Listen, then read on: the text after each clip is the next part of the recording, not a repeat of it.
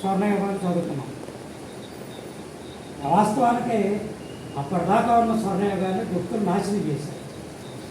ఆ తర్వాత ఇది డెవలప్మెంట్ జరగల మొత్తం వెనకబడి జరిగిపోయింది. గుర్తుల కాలం భారతదేశానికి చీకటి అయిపోతుంది. ఇప్పుడు మళ్ళీ మనం దాన్ని అందిపుచ్చుకోవాల్సిన అవసరం ఉంది.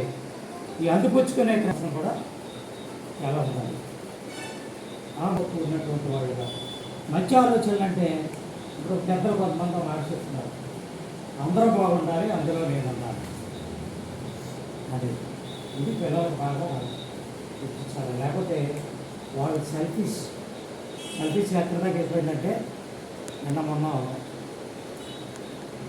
తల్లిని డబ్బులు ఎదుగుతుంది ఇంటర్మీడియట్ హైదరాబాద్ చెప్పాలని వివిధ ప్రాంతాల్లో ఉన్న వాళ్ళు ముందుకు వస్తున్నారు. కొన్ని ప్రాంతాల్లో ఉన్న ప్రజాప్రతినిధులు, ఎమ్మెల్యేలు, అధికారులు అలాంటి వాళ్ళు కూడా మేము కూడా చేయాలనుకుంటున్నాం, మీ సహకారం సలహాలు కావాలన్నట్టుగా మాట్లాడుతున్న పరిస్థితులు కూడా మనకు అనుభవంగా వచ్చింది. ఇప్పుడు ఏలూరు జిల్లాలో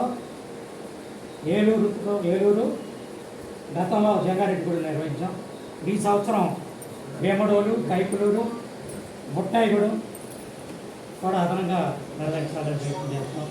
అలాగే రాజమండ్రి దగ్గర ఈ కాన్సెప్ట్ని అందరూ ఆదరిస్తున్నారు. దీంట్లో ఉన్న విషయం ఏంటంటే ఇప్పుడు మనం మొదటిసారి నిర్వహించినప్పుడు 6 లక్షల రూపాయలు వచ్చింది మన పండుగ.